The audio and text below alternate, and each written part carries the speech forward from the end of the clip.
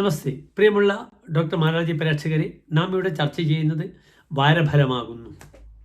1200 മീനമാസം 18-ാം തീയതി, അതായത് 2025 ഏപ്രിൽ മാസം 1-ാം തീയതി മുതൽ, ചൊവ്വാഴ്ച മുതൽ ഏപ്രിൽ 7-ാം തീയതി വരെയുള്ള ഒരാഴ്ചക്കാലത്തെ ശുഭാശുഭ ഫലങ്ങളാണ് നാം ചർച്ച ചെയ്യുന്നത്. ഈ ഏപ്രിൽ 1 മുതൽ ഏപ്രിൽ 7 വരെയുള്ള ദിനങ്ങൾക്കിടയിലുള്ള പ്രത്യേകതകൾ എന്തെന്നുകൂടി നമുക്ക് ചിന്തിക്കണം. ഏതായാലും 29-ാം തീയതി ശനി മീനം രാശിയിലേക്ക് എത്തിച്ചേർന്നു. മറ്റൊരു പ്രധാനപ്പെട്ട വിഷയം ഈ വാരം വരുന്നത് ഏപ്രിൽ 3-ാം തീയതി ചൊവ്വ കർക്കിടകത്തിലേക്ക്, നീചരാശിയിലേക്ക് പ്രവേശിക്കുകയാണ്. ഈ രണ്ട് പ്രധാനപ്പെട്ട വിഷയങ്ങളാണ് നമുക്കിവിടെ ചർച്ച ചെയ്യാനുള്ളത്. പ്രിയമുള്ള പ്രേക്ഷകരെ, നാം അടുത്തതായി ചർച്ച ചെയ്യുന്നത് ധനുരാശിക്കാരുടെ ഈ വാരത്തെ ശുഭാശുഭ ഫലങ്ങളാണ്.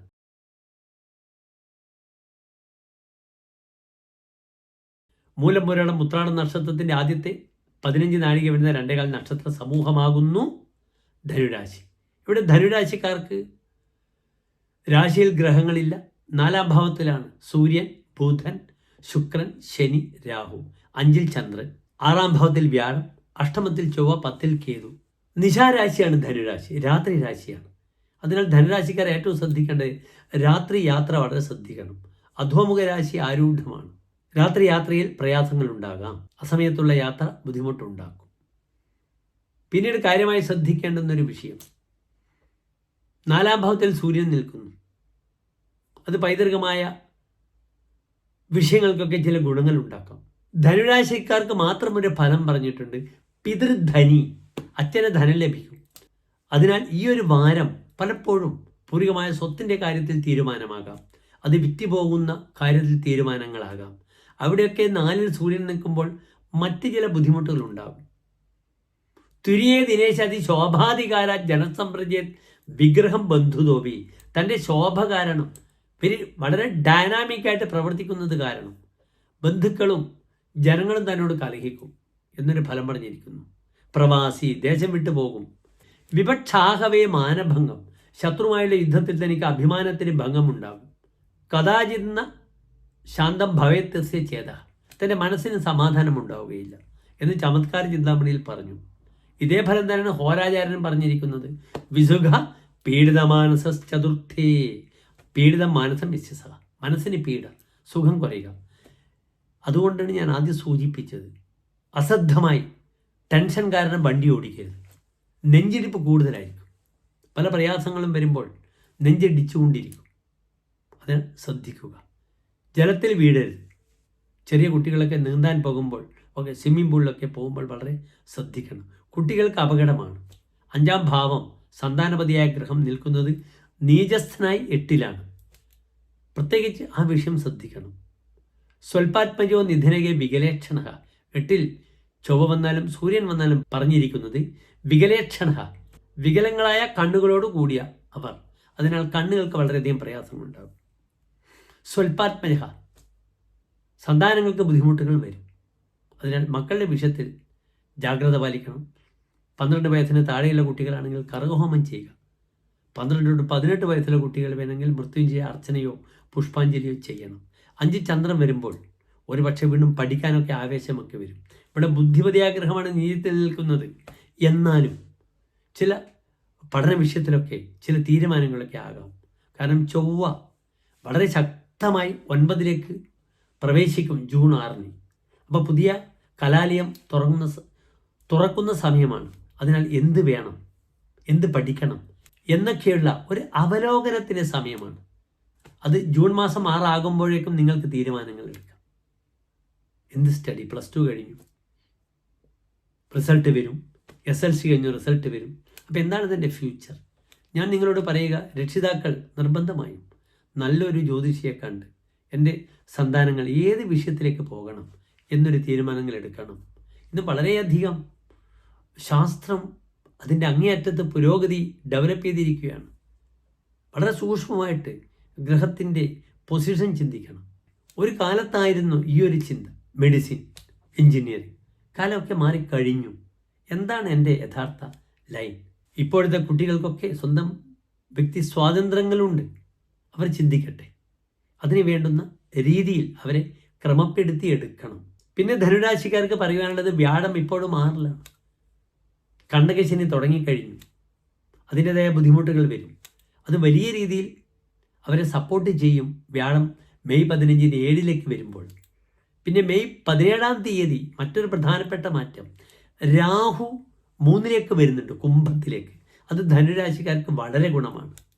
കുംഭത്തിൽ രാഹു 3-ാം ഭാവത്തിൽ വരുമ്പോൾ പലപ്പോഴും യാത്ര വളരെ അനുകൂലമായിട്ട് വരും. തനിക്ക് പരാക്രമത്തിലൂടെ തന്നെ കാര്യങ്ങൾ നേടും. 3-ൽ നിൽക്കുന്ന രാഹു അത്ര ശക്തമാണ്. 3-ലെ രാഹു. അതിനാൽ കാര്യങ്ങളൊക്കെ വളരെ അനുകൂലമാണ്. കുറച്ചുകൂടി ക്ഷമിക്കുക, ശ്രദ്ധിക്കുക. ദൈവനിയോഗം കൊണ്ട് കാര്യങ്ങൾ സംഭവിക്കുന്നവരാണ് പലപ്പോഴും ധനുരാശിക്കാർ. കാരണം അത് കൃതയുഗ രാശിയാണ്. എല്ലാ ധനുരാശിക്കാർക്കും ശോഭനമായ നല്ലൊരു വാർത്തയെ പ്രാർത്ഥിക്കുന്നു. പ്രിയമുള്ള പ്രേക്ഷകരെ, അടുത്തതായി നാം ചർച്ച ചെയ്യുന്നത് മകരം രാശിക്കാരുടെ ശുഭാശുഭ ഫലങ്ങളാണ്.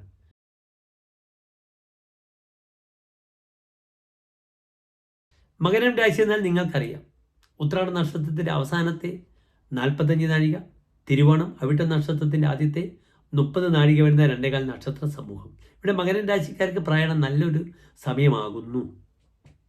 കാരണം രാശിയുടെ അധിപനായ ശനി, 7.5 ശനി കഴിഞ്ഞ് ശക്തമായ 3-ാം ഭാവത്തിലേക്ക് പ്രവേശിച്ചു. മതിവിക്രമവാൻ, ബുദ്ധിയും വിക്രമവും പ്രകടിപ്പിക്കും വ്യാഴക്ഷത്തിലെ ആ ശനി. ഇത് മകരം രാശിയിലെ എല്ലാ ഗ്രഹങ്ങളുമാണ്. ശനി, രാശ്യധിപനായ ശനി 3-ലുണ്ട്. സൂര്യനുണ്ട്, ബുധനുണ്ട്, ശുക്രനുണ്ട്, രാഹുവുണ്ട്. 4-ൽ ചന്ദ്രൻ, 5-ൽ വ്യാഴം, 7-ൽ ചൊവ്വ, 9-ാം ഭാവത്തിൽ കേതു. ഇവിടെ ശ്രദ്ധിക്കേണ്ടത്, ആ 7-ാം ഭാവത്തിൽ നിൽക്കുന്ന ചൊവ്വ പലപ്പോഴും യാത്രാ തടസ്സം ഉണ്ടാക്കും. അതിനാൽ അതിനു വേണ്ട പരിഹാരങ്ങൾ ചെയ്യണം. നിർബന്ധമായും ഭദ്രകാളി ക്ഷേത്രത്തിൽ കർമ്മമുട്ടി ചെയ്യണം. ശത്രുസംഹാര കുരുതി ചെയ്യണം. വിവാഹത്തിലുള്ള പ്രയാസങ്ങൾ വരുമ്പോൾ ദാമ്പത്യമുട്ട് ചെയ്യണം.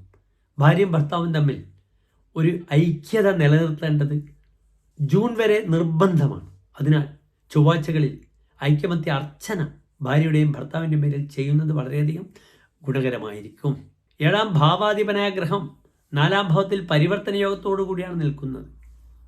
4-ൽ ചന്ദ്രൻ വരുമ്പോൾ പുതിയ ബന്ധുക്കൾ വരും. തനിക്ക് അധികാരങ്ങൾ ലഭിക്കുമെന്ന് ഫലമൊക്കെ പറഞ്ഞിരിക്കുന്നു. അവിടെ വ്യാഴത്തിന് യോഗകർത്താവാകുന്നു ചന്ദ്രൻ, സുലഭയോഗം ചെയ്തിരിക്കുന്നു. അപ്രകാരം തന്നെ ചില പുതിയ വ്യാപാര ബന്ധങ്ങൾ, ചില നല്ല സുഹൃത്തുക്കളെ ലഭിക്കുക, ഇതൊക്കെ സംഭാവ്യമാണ് മകരം രാശിക്കാർക്ക്. യാത്രക്ക് തയ്യാറെടുക്കണം മകരം രാശിക്കാർ. ഈ ഒരു വിഷയം മാത്രം ശ്രദ്ധിക്കുക. ഈ ചൊവ്വയുടെ പ്രീതി നിർബന്ധമായും ചെയ്യുക. 7 നിൽക്കുന്ന ചൊവ്വ യാത്രാ തടസ്സമുണ്ടാക്കും, ശത്രുക്കളെ കൊണ്ട് ബുദ്ധിമുട്ടുണ്ടാക്കും. അതിനാലാണ് ഞാൻ പറഞ്ഞത്, നാളികേരം കൊണ്ട് ചൊവ്വ ജൂൺ 6 മാറുന്നത് വരെ ഒരു ചൊവ്വാഴ്ച ശത്രുമുട്ട്, മറ്റൊരു ചൊവ്വാഴ്ച ദേഹമുട്ട്, മറ്റൊരു ചൊവ്വാഴ്ച കർമ്മമുട്ട്, ദാമ്പത്യമുട്ട്. ഈ രീതിയിലൊക്കെ നിങ്ങൾക്കാവുന്ന രീതിയിൽ ഭദ്രകാളി ക്ഷേത്രത്തിൽ പോകണം. ഓം ഐം ക്ലീം സൗം ഹ്രീം ഭദ്രകാളിയേ നമഃ എന്ന മന്ത്രം ജപിക്കുന്നത് വളരെ ഗുണകരമാണ്. പഠിതാക്കൾക്ക് ഏറ്റവും നല്ല സമയമാകുന്നു പുതിയ വിദ്യ അഭ്യസിക്കാൻ, വിദേശത്ത് പോയി പഠിക്കാൻ. അപ്രകാരം തന്നെ പഠിച്ച വിഷയത്തെ അതിനൊരു പൂർണ്ണത എത്തിക്കുവാൻ, ഗവേഷകർക്ക് ഗവേഷണം പൂർത്തീകരിക്കുവാൻ ഒക്കെ തന്നെ അനുകൂലമായ സമയമാണ്. തൻ്റെ കർമ്മമേഖലയിൽ ബൗദ്ധികമായ തലത്തിൽ തൻ്റെ ആ ബുദ്ധി കൂർമ്മത പ്രകടിപ്പിച്ചുകൊണ്ട് തനിക്ക് അർഹത, അംഗീകാരം ഇതൊക്കെ ലഭിക്കും. വിദ്വാൻമാർക്ക് എപ്പോഴും അങ്ങനെയാണ്. വിദ്വാൻ സർവത്ര പൂജ്യത എന്നാണ്. വിദ്വാൻമാരെ എല്ലാവരും ബഹുമാനിക്കുന്നു. രാജാവിൻ്റെ ബഹുമാനം തൻ്റെ രാജ്യത്ത് മാത്രമാണ്, സ്വദേശത്ത് മാത്രമാണ്. വിദ്വാൻ അങ്ങനെയല്ല. അതുകൊണ്ടല്ലേ നാം APJ അബ്ദുൽ കലാമിനെ അങ്ങേയറ്റം ആരാധിക്കുന്നത്. ലോകം കണ്ട ആ സയൻറ്റിസ്റ്റായ അദ്ദേഹത്തിന് അല്ലേ ഭാരതം എല്ലാ പുരസ്കാരങ്ങളും നൽകി അദ്ദേഹത്തെ ബഹുമാനിച്ചു. അദ്ദേഹത്തിനെ നമ്മുടെ രാഷ്ട്രപതിയാക്കി നാം വാഴിച്ചു. അതാണ് വിദ്വാൻ്റെ ഏറ്റവും വലിയ ഗുണങ്ങൾ. വിദ്വാൻ സർവത്ര പൂജ്യത. എല്ലാ മകരം രാശിക്കാർക്കും ശോഭനമായ നല്ലൊരു വാരത്തെ പ്രാർത്ഥിക്കുന്നു. നന്ദി, നമസ്കാരം.